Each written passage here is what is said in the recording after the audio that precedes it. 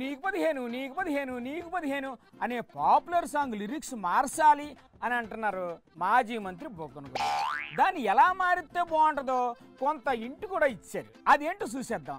నమస్తే గురుగారు. మీరు ఎన్నికల ముందర ఇంటింటికి పోయిన మాట వాస్తవమా కాదా? కాదని ఎవరన్నారు సార్? వాస్తవమే కదా. ఆయన చాలా పాపులర్ అయినాడు చూడండి, నీకు 15 నీకు 15 అని మంత్రి. అవునవును, నిమ్మల రామానాయుడు గారు చాలా ఫేమస్ అయిపోయారు. ఆయన పేపర్లో టేబుల్ వేసి ఒకటి తల్లికి వందనం, ముగ్గురు పిల్లలు, ఇంటూ 15,000 45,000 రాసిన మాట వాస్తవమా కదా? నిజమే కదా, రాసి పెట్టుకోండి అని కూడా చెప్పేశారు. ఇప్పుడు మీరేం చేస్తున్నారండి? తల్లికి వందనం ఇచ్చేసారుగా. మీరు 13 15 ఇస్తుండేది 13 కదా?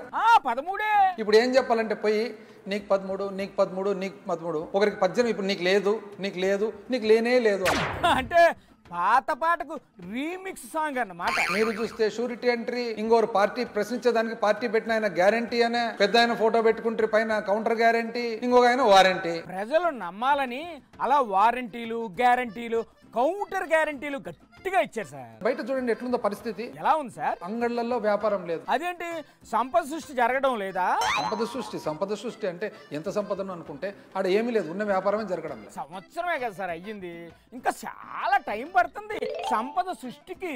మొన్ననే ఊరికి పోతే నాకు ఒక ఆయన చెప్పినాడు. ఏడు చెప్పినారు? ఆయన తన కొడుకును పిలుచుకొని పోతున్నాడు, చిన్నపిల్లని పిలుచుకొని పోతుంటే మొత్తం 5 గంటలకు 6 గంటలకి అంగళ్ళన్నీ మూసేసినారంటే, షాపులన్నీ మూసేసినారు. డల్గా ఉందంటే ఏదో కర్ఫ్యూ మాది. ఎందుకంటే వ్యాపారాలు ఉంటేనా, సంపద సృష్టి లేదు. మరి సంపద సృష్టి లేనప్పుడు తెరుసుంటే ఏం లాభం మూసేసి ఉంటారు సార్. ఒక్క చోట మాత్రం బల్బులు పెరుగుతున్నాయంట. బల్బులు వెలుగుతున్నాయంటే అక్కడ గిరాకీ బాగా ఉండుంటదండి. ఆ పిల్లోడు ఉండి వాళ్ళ నాయన అడిగినంట, నాయన ఆడేదో చాలా మంది ఉంటారు, బల్బులు వెలుగుతుండే, ఆడికి నన్ను పిలుచుకొని పో అంటాడు. మరి వాళ్ళ నాయన ఏం చేశాడు? ఏం చేయాలరా, ఏం చేస్తావు, వాడు పిలుచుకొని పోయింటే నన్ను పిలుచుకొని పో నాయన, పిలుచుకొని పోయేదో మనుషులు చాలా మంది ఉంటారు, నాకేదన్నా కొని అంటాడు. మరి కొనిచ్చాడా? తీరా ఏమంటే ఏకైక షాప్ నడుస్తుండేది వైన్ షాప్ అండి. వైన్ షాప్ అది గది అంటే రాష్ట్రంలో వైన్ షాపులు తప్ప ఇంకే బిజినెస్ లో నడవట్లేదంటారా?